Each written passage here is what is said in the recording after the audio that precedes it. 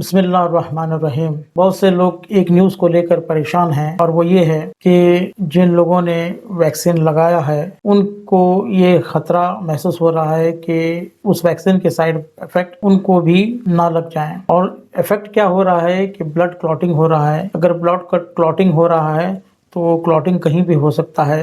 अगर ब्रेन में होता है तो ब्रेन हेमरेज हो सकता है। अगर हार्ट के आर्टरीज में होता है तो हार्ट अटैक आ सकता है। तो इस तरह की जो रिपोर्ट्स आई है जिसको मेन स्ट्रीम मीडिया भी बता रहा है, तो इसको लेकर बहुत से अफराद आज परेशान हो रहे हैं। लेकिन इस बात को हमने 2019 में ही बताया था, और सिर्फ ये नहीं बताया था कि वैक्सीन मत लेना, बल्कि ये भी बताया था कि ये जो पूरा कोरोना का जो माजरा है वो एक खेल है, वो एक साजिश है, वो एक गेम है, इसमें कोई सच्चाई नहीं है। अच्छा, हमने किस तरह ये तहकीक की कि ये एक फ्रॉड है, वो इसलिए क्योंकि हमारे पास कुछ ऐसी तहकीकात आए गए थे। 2018 में ही किट्स होते हैं वो इंपोर्ट किए गए थे और 2019 में ये डिक्लेयर किया गया था। तो किस तरह हो सकता है कि 2018 में ही सब किट्स इंपोर्ट कर दिए गए हों। और दूसरी बात यह है कि जो सिम्टम्स बताए गए थे कोरोना के, वो ये थे कि जो जैसे यूजुअली सर्दी और जुकाम में हुआ करते हैं, जैसे सांस लेने में तकलीफ होना, नाक से पानी बहना, खांसी आना, तो इस्लामी किताबों में मिलता है कि हमको चाहिए कि जो सर्दी जुकाम का है वो इलाज ना करें, क्योंकि इससे बड़ी बीमारियां पैदा हो सकती हैं, क्योंकि दिमाग को क्लीन करने का सिस्टम है। और अल्लाह भी कोई वबा पूरी दुनिया में एक साथ कभी नहीं भेजता, क्योंकि कहा गया है कि जब वबा एक एरिया में आ जाए तो तुम उस एरिया से दूर चले जाओ। तो अगर पूरी दुनिया में ही इसको करार दिया जाए, और ये भी कहा जा रहा था कि अब यह वबा कभी खत्म नहीं होने वाली, तो इस तरह का वबा कभी भी अल्लाह नहीं फैला था। जिन उलमाओं ने भी इसकी पब्लिसिटी की थी, इसको प्रचार किया था, इसको प्रमोट किया था कि कोरोना है और वैक्सीन लेना चाहिए, तो उन लोगों को भी आज समझना चाहिए। आज जो बातें हो रही हैं और जो लोगों को डर पैदा हो रहा है, तो मैं यहाँ ये कहता हूँ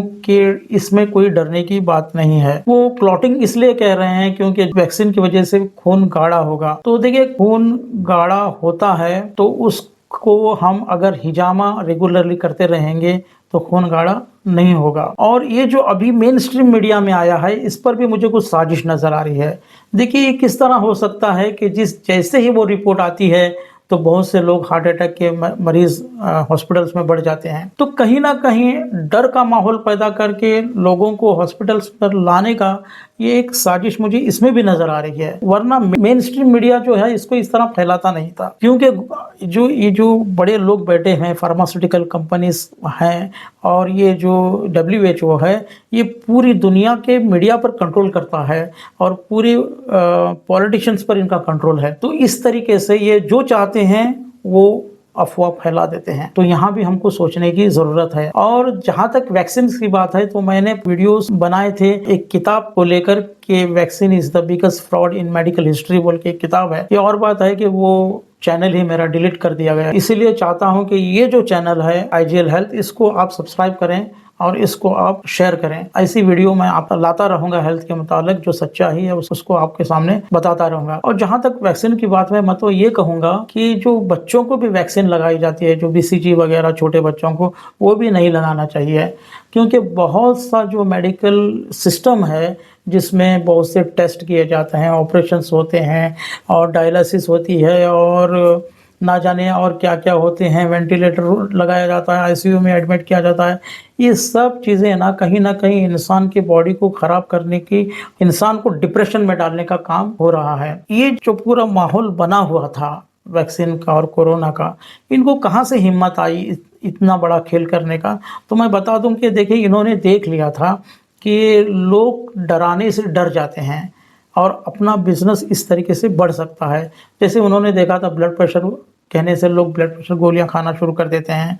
इनको अगर ये कहा गया कि आपको डायबिटीज़ है तो डायबिटीज़ की गोलियां खाना शुरू कर देते हैं। तो ये यहाँ से हिम्मत उनको आई कि वो देख रहे थे कि कितना बड़ा बिजनेस डायबिटीज़ का हो गया है और कितना बड़ा बिजनेस ब्लड प्रेशर की गोलियों का हो गया है। ये अभी वैक्सीन का बिजनेस करना चाहते थे, लेकिन कहीं ना कहीं अल्लाह की मार शायद इनके ऊपर पड़ी है और ये इनका प्लान फेल हो गया है। जिन लोगों ने अभी वैक्सीन लगाया है वो घबराए नहीं, डरे नहीं, क्योंकि इनका बिजनेस है डर का बिजनेस। ये डरा कर आपको फिर से हॉस्पिटल तक लाने की कोशिश कर रहे हैं। तो आप डरने की ज़रूरत नहीं है। जिन लोगों ने लगाया भी है तो वो हिजामा करते रहें, बहुत अच्छी चीज़ है।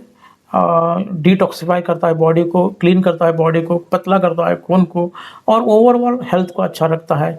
और साथ ही साथ शरबत इमाम रज़ा जो है डिटॉक्सिफ़िकेशन के लिए, वो भी आप हमारे से लेते रहेंगे तो भी ज़्यादा फ़ायदेमंद रहेगा। और अगर वो ना भी लें तो सिर्फ़ हिजामा भी करेंगे तो भी काफ़ी है। आगे हम सबको सतर्क होने की ज़रूरत है। हम लोग कोई जाल में फँस जाते हैं, साजिश में फँसते हैं, लेकिन कुछ दिन के बाद वो भूल जाते हैं और फिर कोई दूसरी साजिश ये लोग लेते हैं, उसमें भी फँसते हैं। आखिर में मैं यही कहूँगा कि जितना मुमकिन हो सके जो एलोपैथी मेडिसिन से बचते रहें, चेकअप करने से बचते रहें। रोज़मर्रा की जो हम गोलियाँ खा रहे हैं, डायबिटीज़ हो, ब्लड प्रेशर हो, डिप्रेशन की हो या थायराइड की हो, ये सब बंद करें। ये तुम्हारी बॉडी को ख़त्म कर देगा और लीवर को ख़त्म कर देगा, किडनीज़ को ख़राब करेगा। मैं यही कहूँगा कि घबराने की ज़रूरत नहीं है।